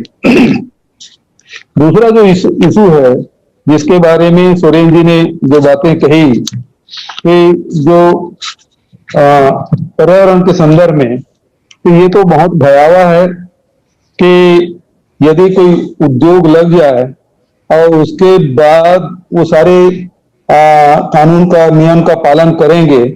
मुझे घटना याद आ रही है, जमुना किनारे एक मंदिर बना था और वो मामला सुप्रीम कोर्ट तक गया और सुप्रीम कोर्ट ने आखिर में कहा कि कानून के हिसाब से तो गलत बना है, लेकिन सैकड़ों करोड़ रुपया 150-200 करोड़ रुपया खर्च हो चुका है, तो इसलिए इसको हटाया जाना तो ठीक नहीं है। तो उसी प्रकार से बात आएगी यदि जो कानून बना है, पैसा कानून बना है, पर्यावरण कानून बना है और उसको पालन किए बिना यदि उद्योग लग जाए और लगने के बाद यदि वो कानून का पालन नहीं करेंगे तो आखिर में फिर हम न्यायालय भी जाएंगे तो कहा जाएगा कि भाई सैकड़ों करोड़ रुपए खर्च हो गया है, लग गया है और इसको हटाया जाना राष्ट्रीय क्षति होगी। तो ये जो कानून आया है वो बिल्कुल ही गलत है और जो EIA जो ड्राफ्ट है उसका हम लोगों को कड़ा विरोध करना चाहिए। दूसरा जो कृषि के मामले में जो मंडी का जो मुद्दा है जिसे कैप्टन साहब ने विरोध किया था और हम लोग भी भारत सरकार को एक पत्र लिखे हैं कि यदि इसको कोई भी मंडी में कहीं भी जाके बेचा जा सकता है और राज्यों को मंडी शुल्क लेने का अधिकार छीन जाएगा, तो राज्यों को जहां राजस्व की कमी होगी वहीं हमारे छत्तीसगढ़ में करीब 80% जो कृषक हैं वो मार्जिनल फार्मर है और वो कहीं पंजाब में जाके या राजस्थान में या महाराष्ट्र में बेचने जाएंगे नहीं, उसको तो यहीं से मंडी में बेचना है। तो उसका लाभ केवल व्यापारियों को, बिचौलियों को होगा, छोटे किसानों को नहीं मिलेगा। इसलिए उसके मैं आवश्यकता नहीं समझता, उसको वापस लिया जाना चाहिए। तीसरा, जो शिक्षा नीति के बारे में सभी लोगों ने बात कही, अभी परीक्षा के मामले में तत्कालिक मुद्दे पे सभी मुख्यमंत्रियों ने जो बात कही है उससे मैं भी सहमत हूं, चाहे वो राष्ट्रपति के पास जाना पड़े, प्रधानमंत्री के पास जाना पड़े या फिर कोर्ट जाना पड़े, लेकिन वहां तो जाना ही चाहिए। लेकिन उसके जो लॉन्ग टर्म जो शिक्षा नीति जो लाए हैं उसमें हम लोगों को विचार करना चाहिए। जो शिक्षा नीति लाए हैं निश्चित रूप से ये राज्यों के लिए बहुत ही घातक है, क्योंकि जो नीति लाए हैं उसमें पहले कक्षा 1 से 5 तक प्राइमरी का था, उसके पहले 2 क्लास और 3 क्लास और जोड़ दिए हैं, जो आंगनबाड़ी उसको भी कर दिए हैं। तो ऐसे में वो आंगनबाड़ी को यदि क्लास उसमें आप जोड़ देते हैं तो फिर इंफ्रास्ट्रक्चर कैसे होगा, फिर शिक्षकों की भर्ती, मान लो 30,000 हमारे यहाँ आंगनबाड़ी है तो 30,000 शिक्षकों की भर्ती भी करनी पड़ेगी। और इस मामले में भारत सरकार ने कुछ नहीं कहा है, उसकी स्कूल बिल्डिंग कैसे बनेगा, फिर वो क्लस्टर में करने की बात कर रहे हैं। तो हमारे जो आदिवासी अंचल है बहुत दूर दूर में है और उसके वैसे भी फिर ड्रॉप आउट की संख्या बढ़ती जाएगी। तो ये जो नीति है ये बहुत ही भ्रामक है और पूरा सेंट्रलाइज करने की बात कही जा रही है। तो फिर जो हम अपने प्रदेश के बारे में कुछ बताना चाहते, शिक्षा में जोड़ना चाहते थे, हम अपने प्रदेश में जोड़ नहीं पाएंगे। इसलिए जो नीति जो बनाए हैं उसका विरोध किया जाना चाहिए।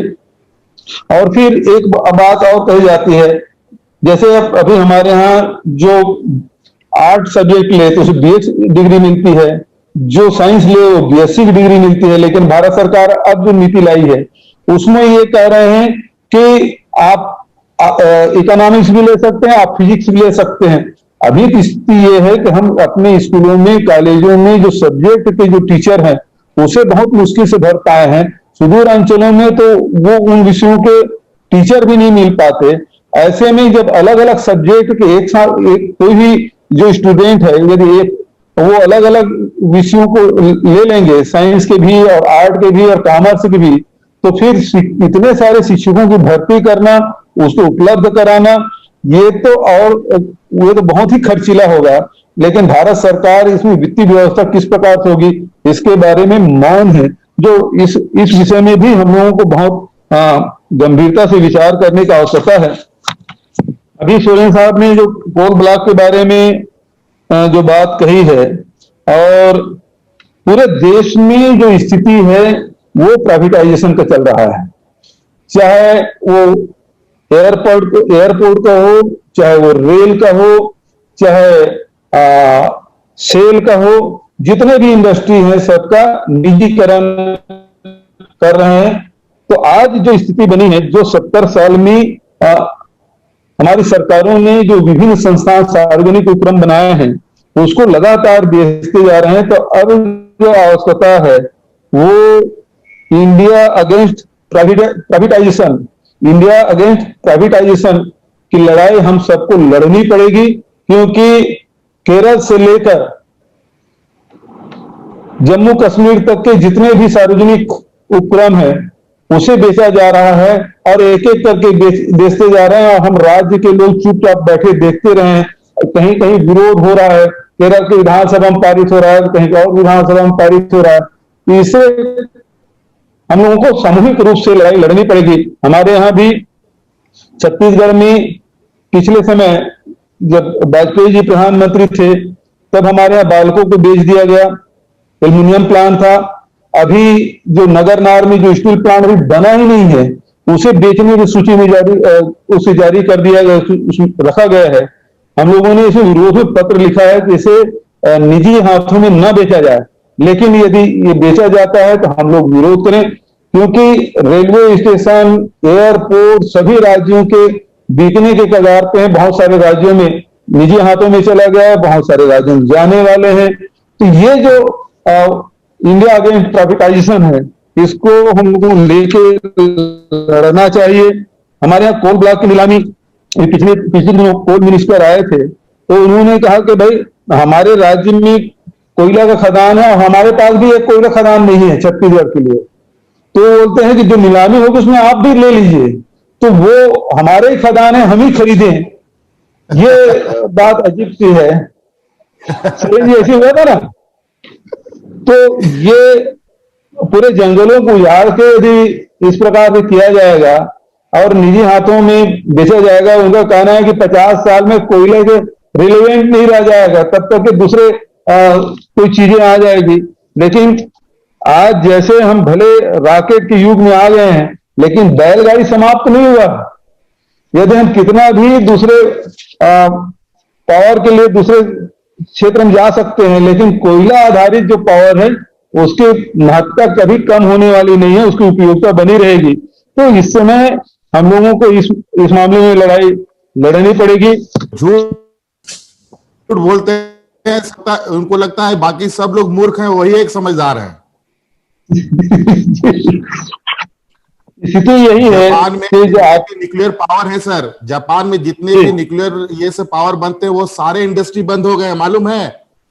ऐसा नहीं है, ये लोग बेवकूफ बना करके चोरी कर, मतलब डकैती डालने की तैयारी कर रहे हैं। तो ये सब सारी चीजें हैं जो जीएसटी के मामले में मैं तो फिर से कहूंगा कि यदि आप नहीं दे सकते तो राज्यों को फिर से वो अधिकार देना चाहिए। जो औद्योगिक, जो हमारा उत्पादक राज्य है, उसे कम से कम जो उत्पादन के जो पॉइंट है उसमें हमको टैक्स लगाने की अनुमति मिलना चाहिए। यदि भारत सरकार नहीं कर सकती तो वो अधिकार हम लोगों को वापस दिया जाना चाहिए। अभी प्रजातांत्रिक मूल्यों की जहां तक बात है, सभी लोग चिंता जाहिर कर रहे हैं। सभी मुख्यमंत्री जितने भी आईटी है, सीबीआई है, ईडी है, इसका जिस प्रकार से दुरुपयोग हो रहा है, वो सभी प्रदेश के मुख्यमंत्री इसको महसूस कर रहे हैं, उस दबाव को। लेकिन इस मामले इस लड़ाई में अशोक गहलोत जी को मैं बधाई देना चाहूंगा कि 1 महीने से लंबे समय तक के वो लड़ाई लड़े भी और सफल भी हुए और उन्हें पटकनी देने में सफलता मिली। इस कारण से मैं अशोक जी को बहुत बधाई देता हूं, उनके सूझबूझ को बधाई देता हूं कि वो जिस प्रकार से नॉर्थ ईस्ट में, कर्नाटक में सफल हुए, लेकिन राजस्थान में वो परास्त हुए हैं। तो वो जो अवैधानिक कृत्य कर रहे थे उसको रोकने में उसके अशोक जी को सफलता मिली, उनके साथियों को सफलता मिली, इसके लिए मैं बधाई देता हूं। और इसी प्रकार से ये जो फेडरल स्ट्रक्चर है उसको बनाए रखने के लिए हम सबको मिलजुल के काम करना चाहिए। मैं इन्हीं शब्दों के साथ, चूंकि बहुत सारे विषय आ चुके हैं। बघेल सर, एक निवेदन है आपका, उस पर क्या राय है? जो ये नया टैक्सेशन सिस्टम लाए हैं फेयरलेस, और ये जो नए अभी कल परसों इन्होंने घोषणा किया है कि अब जो टैक्स कलेक्शन वाला सिस्टम जो नए तरीके से इन लोग इम्प्रूव करने की कोशिश कर रहे हैं, इसमें भी बहुत बड़ा झोल है। कल इसमें तो चर्चा होगी ना, कल तो बुलाए जीएसटी मिनिस्टर को। हाँ, और उसमें कल स्पष्ट होगा। भी गड़बड़ी है। इनका कहना है कि अब कंप्यूटर के द्वारा लोगों का, ये ऑफिसर लोग का चयन होगा। अरे ये तो ह्यूमन बीइंग ऑपरेटेड सिस्टम है, उसमें कभी बड़े लोगों का नाम ही नहीं आएगा। सारे छोटे छोटे लोग, छोटे छोटे व्यापारी लोग इसमें फंसेंगे। और इनका बड़ा स्ट्रेटेजिकली ये है कि अपने बड़े बड़े सहयोगियों को बैंकों का फायदा और टैक्सेशन का चोरी कराने का एक रास्ता ये लोग तैयार कर रहे हैं। देखिए, जो बैंक इंदिरा जी के समय में आम जनता के लिए खोला गया है, अब वो बैंक धीरे धीरे खत्म भी होते जा रहे हैं। बैंकों में डकैतियां भी हो रही है और बैंक है वो केवल बड़े लोगों के लिए रह जाएगा, ये स्थिति है। तो इसमें तो हम सबको, गरीबों को तो कोई लोन हमारे यहाँ तो बैंक को वो भी बंद हो रहे हैं। तो इसलिए बहुत सारे इशू हैं, आर्थिक जो मुद्दे हैं उसके तरफ से ध्यान हटाने की पुरजोर कोशिश वर्तमान सरकार कर रही है। और हम लोगों को आर्थिक मुद्दों को लेकर, चाहे मजदूर हो, चाहे किसान हो, चाहे बेरोजगार हो, चाहे आदिवासी हो, चाहे अनुसूचित जाति के लोग हों, चाहे छोटे व्यापारी हों, इन सबके मुद्दों पर व्यापक रूप से पूरे राष्ट्रीय स्तर पर अभियान चलाते हुए हम लोगों को काम करने होंगे, ऐसा मैं महसूस करता हूं। मैडम, आपने समय दिया और सुझाव लिए, इसके लिए मैं आपको हृदय से धन्यवाद देते हुए अपनी बात समाप्त करता हूं। Narayan Swami ji. Honorable Congress President, Honorable Chief Minister of West Bengal, Mamata Banerjee ji, Honorable Chief Minister of Maharashtra, Shri Uddhav Thackeray ji, Honorable Chief Minister of Rajasthan, Ashok Gehlot ji, Honorable Chief Minister of Punjab, Shri Dr. Amarendra Singh ji, Honorable Chief Minister Chhattisgarh Bhupesh Baghel ji, Honorable Chief Minister of Jharkhand Shri Hemant Soren ji, I wholeheartedly welcome you all. I heard all your speeches. I am very happy that the Honorable Congress President called the like-minded Chief Ministers, Congress Chief Ministers and like-minded Chief Ministers. First of all, I would like to say that in the initial remark that has been made by Honorable Chief Minister of West Bengal, is a very serious issue. NEET exam and JEE exam. We are on a different footing. When our Honorable Chief Minister of West Bengal came to Chennai, the issue was also raised to her. The NEET exam, which has been proposed by the Government of India, has been opposed by our government and also DMK party. The reason is that we are conducting the exam in the state board. The Government of India conducting NEET exam on the basis of CBSE. Our poor children belonging to the villages, scheduled caste, scheduled tribe, OBC children who are studying in government schools, when on the basis of the mark obtained in 12th class, the scheduled tribe people were getting medical classes, engineering courses. Scheduled caste children were getting, rural people were getting. Today, when madam, the NEET exam came, the rural people have been eliminated. The people who studied in the state board, they are eliminated. The children belonging to the richer class who studied CBSE, they are getting elected. Madam knows pretty well, more than 7 children committed suicide in Tamil Nadu. When the board exam was announced, NEET exam was announced, for the last 3 years, 7 children committed suicide, fearing that they will not pass the exam. After the exam they failed, they committed suicide. Therefore, our Congress government in Puducherry and also the DMK party took a stand that NEET exam is to be scrapped, and we wanted on the basis of the mark obtained in the 12th class, the children should be admitted in the medical course and also in the engineering course and other professional courses. Why NEET exam should be conducted? The basic question is that. Therefore, madam, I join with all the Honorable Chief Ministers of the Congress ruled states and our supporting ruled states. We will all join together and fight the battle in the Supreme Court, and we will try to get justice for our children during this COVID pandemic situation. Conducting exam will lead to increasing COVID cases in the country. Lot of children will be affected, and some of them will be severely affected.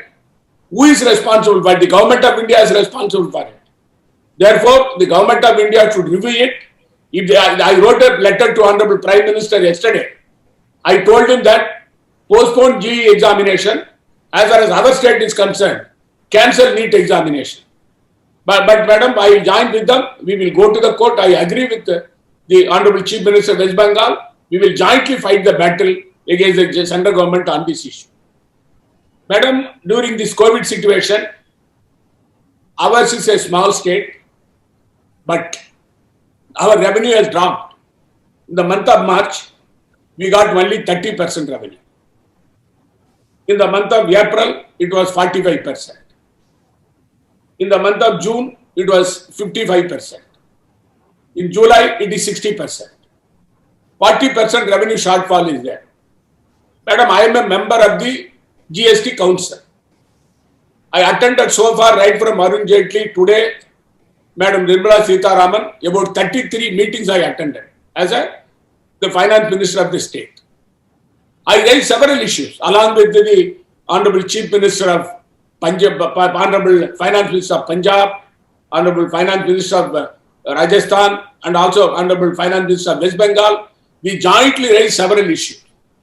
But this was a solemn commitment given by the Government of India in the bill, in the GST bill, that the Government of India will compensate for 5 years all the states, the loss of revenue incurred to those states. Madam, if you are allowed to freely tax our people, we know how to raise the resources, how to raise the revenue. But that power has been taken over by the government. Though it was brought by our government, it was one tax. We wanted that one tax for the people in a simple way. But they totally messed up, and they said 0%, 5%, 12%, 24%, then 32% and 54%. By doing this, the Government of India is getting revenue and the state is not given due compensation. How can, Madam, the Attorney General give an opinion when it was a solemn commitment given by the Government of India in the Parliament and also to the states in the GST Council that 14% compensation will be given to all the states and bi-monthly, irrespective of the fact whether the Government of India gets revenue, sufficient revenue or not. Now they are taking the plea. In fact, in the last meeting in the virtual conference, I raised the issue with the Nirmala Sitharaman. Madam, I told her, this is a commitment given by you. How can you go against it when the Government of India is violating its own policy, principles and the law? How can you expect the state government to do that? But unfortunately, Madam, she said we will go for a market borrowing. I told her whether you go for a market borrowing or you get it from Reserve Bank of India, it is your baby. But you have to give us the compensation. For the last 4 months, all the, including BJP ruled states, they are all raising the voice. But so far, no reply coming from the Government of India for that. And unfortunately, the Finance Secretary goes to the Standing Council, Finance Ministry Standing Council, and he says that we have no money. That means that the Government of India has become bankrupt. When they say we don't have money, it's a shame on the part of the Government of India. Government of India can say that. Government of India has to pay, whereas, Madam, I am one of the state who is fighting against the Government of India and also Lieutenant Governor. The same is the case with Madam Mamata Banerjee. She is fighting against the Government of India and also Governor every day. Can you imagine, Madam, in our state, Puducherry, the Lieutenant Governor said she will come and address the House when I called the Assembly session. She gave approval. She did not come. But I read the budget. I didn't bother about her. After 3 days, she came to the House and addressed the House. Therefore, we are fighting battle every day against these people. But we don't bother. Whether we remain in power or not, we will uphold democracy. We will uphold values. The cooperative federalism which Narendra Modi is telling every day, Prime Minister, cooperative, that is cooperative federalism. It's a dictatorship. He is trying to impose everything on the states. The East agenda he wanted to impose. When the Hemant Soren said, even the Honorable Chief Minister of West Bengal said, the Prime Minister's health scheme, they are giving only 40%. We give 60%. They say it has to be Prime Minister's scheme. Money is our, major part of the money is our government money. But they want to take the name for themselves. Madam, 7th Pay Commission arrears for the last 4 years. We have paid to our state government, announced by the government of India, we paid. No compensation was not given to us. Puducherry, madam, we wanted us to be included in the 15th Finance Commission. We are getting assembly. Delhi is also assembly. All the states are getting now 51% share in the revenue. But Puducherry is getting only 26% revenue. But they are collecting more than 6,000 crores. 50% of the money comes to 3,000 crores. They are giving us only 1,700 crores. That is how they are cheating our governments. They are not paying our due share. They said, but the Delhi government, they are treating them separately. We are being treated separately, even within the union territories. Therefore, madam, the GST compensation, tomorrow in the meeting I will be attending, I will forcefully say that either you pay the compensation within a period of 15 days, otherwise you leave us, we will go for our own pattern of taxing the people. We know how to raise our resources. We don't want to come with you before a begging bowl. We will tell the Nirmala Sitharaman like that. Why do our money they take, madam, and they are not giving us the money? Therefore, madam, this is very clear from our side. The other issue which has been raised, it's a very important issue. The privatization of DISCOM. They wanted to give it to Adani. It's a very clear-cut issue. We have got an infrastructure for privatization of the power sector, they are telling. If you don't do it, we will not give you the grant. They are putting condition on us. Who are they to put condition on us? We have got an infrastructure of about 20,000-30,000 crores for power distribution system in our state. Our state government is running it. They wanted to take it over by indirect method in the name of privatization. The environment impact assessment, they are reducing the time frame. Public hearing, they would like to go against it. New education policy. Madam, when our leader, Shri Rajiv Gandhi was the Prime Minister, Parliament debated on the new education policy. And thereafter it was approved by the Parliament. Today, there were extensive consultations. Yeah, before the policy was deliberated at all levels, including the educationists and the people who are in the education field, all were called and discussed. Today, they announced, third day they said we are going to implement. But southern states are opposing it, including that, madam, during COVID situation in our state till April, there are only 3 cases. Today, it has become 11,000 cases. About 9,000 people have recovered and went home. Because the death rate is only 1.4%. The recovery rate is more than 75%. I received so far, madam, 5 video conferences I attended with the Prime Minister. In 3 video conferences I spoke. The Prime Minister said, you will have to control COVID. I told him, give us money. Where is the money to the states?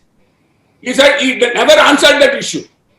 He never answered to us at all. And now, madam, so far, we spent more than 200 crores for controlling COVID in our state, in a small state. The government of India gave us only 3 crores. Disaster Management Fund, it is not COVID money. Adjoining state of Tamil Nadu, their supporting party, they got more than 30,000 crores. The population is more, I agree. I'm not saying that Tamil Nadu should not be good. Tamil Nadu should get. But we should get our due share. Our people are also Indian. We are not come from France. Madam, this kind of the stepmotherly attitude of the central government in ignoring our states, the Congress ruled state, and trying to topple Congress governments.